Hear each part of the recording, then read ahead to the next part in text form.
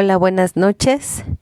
Bienvenidos. Hoy es miércoles 9 de junio y hoy nos toca ver Primera de Samuel 23. Gracias por acompañarnos. Gracias por seguir buscando la palabra de Dios. Y bueno, pues vamos a iniciar con una oración. Dios, te agradezco en esta noche, Señor, el que tú nos hables, el que tú nos enseñes, el que tú nos muestres de tu palabra, que nos sigas guiando hasta el día de hoy. Gracias, Señor, porque tú no has cambiado, porque eres el mismo ayer, hoy y siempre lo serás. Gracias, Señor, por darnos esa base firme, Señor, esa roca en la cual nos podemos parar, Señor, y estar seguros. Gracias, Dios, y te ruego en el nombre de Jesús que tú nos hables el día de hoy. Gracias en el nombre de Cristo Jesús. Amén. Bueno, pues vamos a iniciar leyendo este pasaje. Dice: David protege la ciudad de Keila. Versículo 1 dice: un día le llegaron noticias a David de que los filisteos estaban en la ciudad de Keila robando el grano de los campos de trillar. Sí, entonces aquí le están avisando a David qué es lo que está pasando en una ciudad cercana a donde él está en Judá, y están robando a Keila. Y pues no le avisan a Saúl, que todavía estaba como rey. David iba a ser el próximo rey, pero pues conocen que Saúl está muy enfocado en atrapar a su enemigo, ¿verdad? Está viendo a David como enemigo y él tiene su agenda, él quiere atraparlo, tiene sus propios planes, pero David no. David, que es el futuro rey, es en quien piensan, y él está ahí, muy localizable en Judá, y a él es a quien acuden. Versículo 2 dice: entonces David le preguntó al Señor: ¿debo ir a atacarlos? Y le contesta el Señor: sí, ve y salva a Keila. Esto es muy importante ver cómo David lo primero que hace al saber la noticia es consultar al Señor. No toma una decisión por él mismo, no empieza a pensar qué haré, cómo le voy a hacer, sino que lo primero es que consulta a Dios. Tenía hombres leales a él, pero pues cuando él les habla, ellos les dicen que tiene miedo. Esto lo vemos en el versículo 3. Pero los hombres de David le dijeron: tenemos miedo, incluso aquí en Judá. De ninguna manera queremos ir a Keila para luchar contra todo el ejército filisteo. Tienen miedo de salir, porque desde un principio están diciendo: aquí mismo que estamos en nuestra casa tenemos miedo. ¿Qué nos va a pasar si salimos y queremos pelear y nos enfrentamos a los filisteos? Entonces, ¿qué hace David? Dice el versículo 4. Así que David consultó de nuevo al Señor, y de nuevo el Señor respondió: desciende a Keila, porque yo te ayudaré a conquistar a los filisteos. Entonces David vuelve a consultar a Dios. David no actúa con soberbia, sino con humildad. Busca una segunda ocasión a Dios, y en esta ocasión Dios le da una promesa y le asegura la victoria. Sí, le dice: te ayudaré a conquistar a los filisteos. Y recordamos, ¿verdad?, cuando David se enfrentó a Goliat, ¿y qué le dijo a Goliat? El Señor Dios te entregará en mi mano. David sigue confiando en Dios. David conoce a Dios y todo el tiempo ha confiado y obedecido a Dios, ¿verdad? Entonces, esto de Goliat está en Primera de Samuel 17. Y pues vemos aquí a David que tiene confianza, que tiene fe, pero sobre todo de esa confianza y fe, él sigue consultando a cada momento a Dios. Lo busca para cada decisión. Versículo 5. Entonces David y sus hombres fueron a Keila, mataron a los filisteos, tomaron todos sus animales y rescataron a la gente de la ciudad. Este lugar llamado Keila está siendo afectado por el robo de sus cosechas. Y llega David con sus hombres y se llevan el ganado y matan a los filisteos, y Dios cumple su promesa, ¿verdad? les da la victoria. Simplemente ellos obedecen, llegan ahí y Dios entrega a los filisteos en sus manos. Y nos imaginamos la victoria. Vemos a un David que consulta a Dios, que escucha a Dios, que busca a Dios.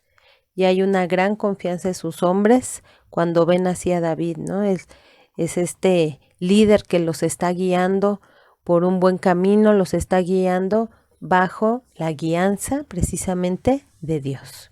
A lo mejor tú eres el jefe de tu familia. ¿Te imaginas la confianza que das a tu familia cuando ven que buscas a Dios y que obedeces a Dios? Sí, hay una confianza muy diferente porque si tú vas a guiar a tu familia con base en toda la palabra y la enseñanza del Señor, pues los estás llevando hacia bendición. Ahora también los habitantes de Keila sienten un gran aprecio por estos hombres y por David, ¿verdad? Porque vinieron a rescatarlos. Versículo 6. Cuando Abiatar, hijo de Ahimelech, huyó a donde estaba David en Keila, se llevó consigo el efod.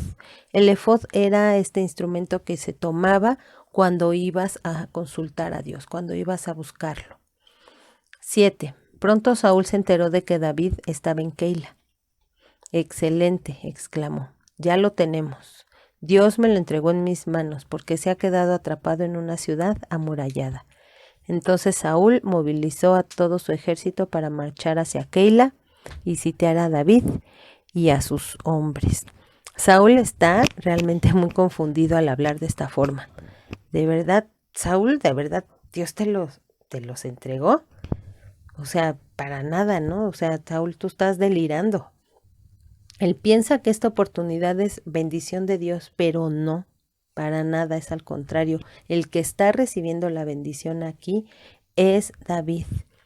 Y cuidado, que no nos alejemos de Dios de tal manera que cuando tomemos decisiones, pensemos que es voluntad de Dios y no nuestra propia toma de decisiones. Saúl está tan perdido que convoca a todo el mundo a la guerra contra Keila. Primero los de Keila lo necesitaban, pero no los ayuda. Y es hasta ahora que David está ahí, que quiere ir a pelear. Versículo 9. Pero David se enteró de los planes de Saúl y le dijo a Abiatar, el sacerdote, que trajera el efod para consultar al Señor. Entonces David oró. David vuelve a consultar a Dios y ve que la gente de Keila, a los que acaba de ayudar, a los que acaba de librar de la ruina económica, porque iban a estar una temporada sin alimento, ellos lo van a entregar. Vemos aquí el versículo 10. Oh Señor Dios de Israel, he oído que Saúl piensa venir a Keila y destruirla porque yo estoy aquí. ¿Me traicionarán los líderes de Keila y me entregarán a él? ¿De verdad vendrá Saúl como me han informado? Oh Señor Dios de Israel, te ruego que me digas. Y el Señor le dijo, él vendrá. De nuevo preguntó David, ¿me traicionarán los líderes de Keila a mí y a mis hombres para entregarnos a Saúl?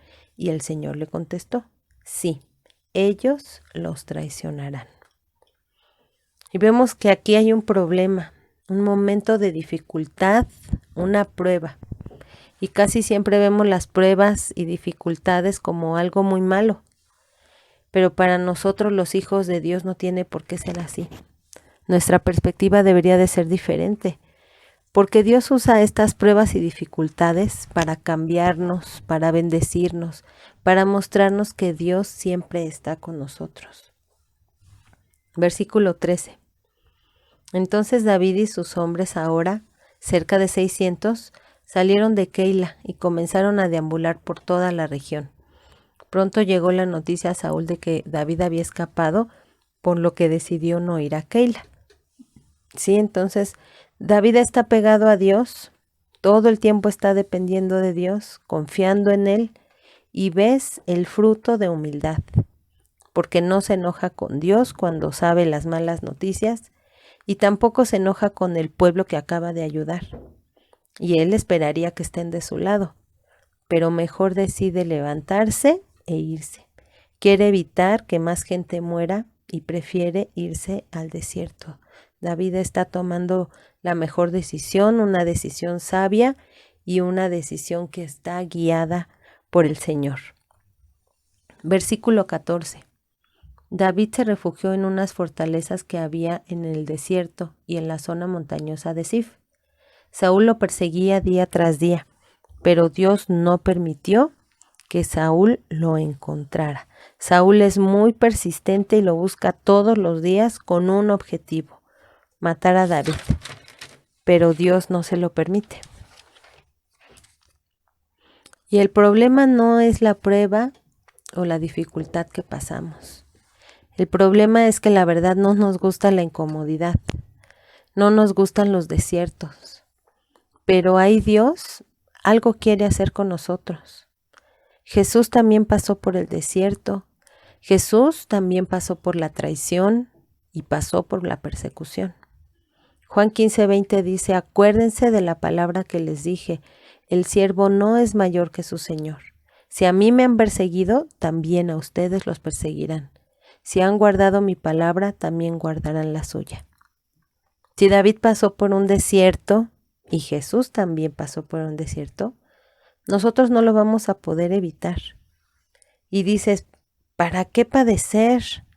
¿Para qué sufrir? ¿Sí? El mundo nos enseña que es exactamente lo contrario. Tenemos que buscar nuestra alegría, nuestro gozo, nuestro éxito, nuestra comodidad, nuestra felicidad, estar todo bien, todo perfecto. Pero el Señor no nos enseña esto. Nos enseña que para tener la gloria, primero vamos a pasar por todo un procedimiento, por un proceso largo. Jesús no tuvo la gloria antes de pasar por todo lo que pasó. Hechos 14:22 dice: confirmando los ánimos de los discípulos, exhortándoles a que permaneciesen en la fe, y diciéndoles: es necesario que a través de muchas tribulaciones entremos en el reino de Dios. Esto lo escribió Pablo y obviamente no nos gusta. No queremos pasar por tribulaciones, pero Dios ocupa esto para formar nuestro carácter, para trabajar con cada uno de nosotros. Es donde Dios quiere transformarnos, donde Dios quiere que demostremos el fruto de lo que hemos creído. Hasta podríamos decir, no, esto no es para mí, este camino no me está gustando. Pero no, esto sí es para mí, sí es para ti. Ya hemos sido salvados de la ira de Dios, de la perdición eterna, pero ¿cuánto de nosotros tiene que ser transformado? ¿Cuánto tiene que quitar Dios de nosotros? Todavía estamos en ese proceso. Piensa en el escultor cuando está haciendo una figura, pensemos en una figura humana, va quitando partes grandes de la piedra, ¿verdad? Y usa su cincel y usa su martillo y sigue trabajando y después va quitando partes más finas y más pequeñitas para definir su obra, hasta quedar lista, ¿verdad? Hasta quedar perfecta. Segunda de Timoteo 3:12 dice: todos los que quieran vivir piadosamente en Cristo Jesús padecerán persecución. David está dispuesto a consultar a Dios y a obedecerlo. Y Dios le dice: vamos. Así que si tú estás dispuesto a seguir a Dios y a obedecerlo, Dios lo toma en serio y te dice: vamos. Y todos los días va a trabajar contigo, vas a estar de su mano, todos los días Él te va a acompañar. Y esa es la promesa de Dios, que no importa por lo que estemos pasando, Él nos dice: no temas porque yo estoy contigo hasta el fin del mundo. Primera de Pedro 4:12 dice: queridos amigos, no se sorprendan por las pruebas de fuego por las que están atravesando, como si algo extraño les sucediera. Si David pasó por el desierto y Jesús pasó por el desierto y ellos caminaron de esa manera, ¿por qué nosotros no vamos a caminar de esa manera? No quieras la gloria antes del sufrimiento, antes de padecer. Y seguimos leyendo ahí en Primera de Pedro 4:13: en cambio, alégrense mucho, porque estas pruebas los hacen ser partícipes con Cristo de su sufrimiento, para que tengan la inmensa alegría de ver su gloria cuando sea revelada a todo el mundo. Así como pasamos por la prueba, por la dificultad, por el sufrimiento, de igual manera nos gozaremos con Jesús cuando Él regrese en gloria, ¿sí? Vamos a ser partícipes de esa gloria. Y más abajito, 4:14, Primera de Pedro 4:14, si los insultan porque llevan el nombre de Cristo, serán bendecidos. Porque el glorioso Espíritu de Dios reposa sobre ustedes. Así es, el Espíritu de Dios reposa sobre mí, sobre ti, si tú eres también hijo de Dios.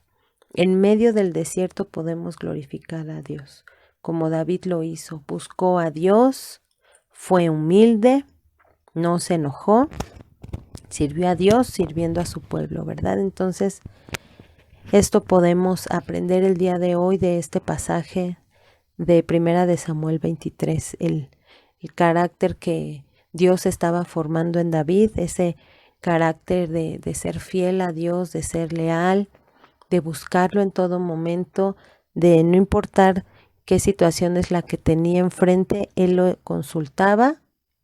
Y así podemos aprender de este David, ¿verdad? Que estaba buscando a Dios todo el tiempo, y así nosotros busquemos a Dios en todo momento, sobre todo en estos meses, ¿verdad? En que hemos vivido dificultades, que hemos perdido a personas muy amadas, muy cercanas.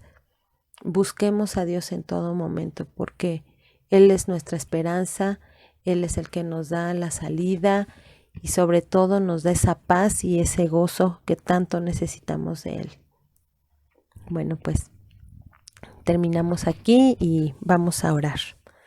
Gracias, Dios, te doy en esta noche porque tú nos bendices con tu palabra, tú nos bendices, Señor, dándonos estas promesas hermosas de que tú no nos dejas, de que tú no nos sueltas, Señor, y estas son las palabras que necesitábamos el día de hoy, Señor, saber que tú estás con nosotros y que en medio de la prueba y de la dificultad, tú no nos abandonas. Gracias, Señor, te amamos con todo nuestro corazón y gracias, Dios, por tanto que nos has bendecido, cuidado y protegido, Señor. Te adoramos porque solamente tú lo mereces, porque solamente tú eres Dios. Gracias, Señor, en el nombre de Jesús. Amén.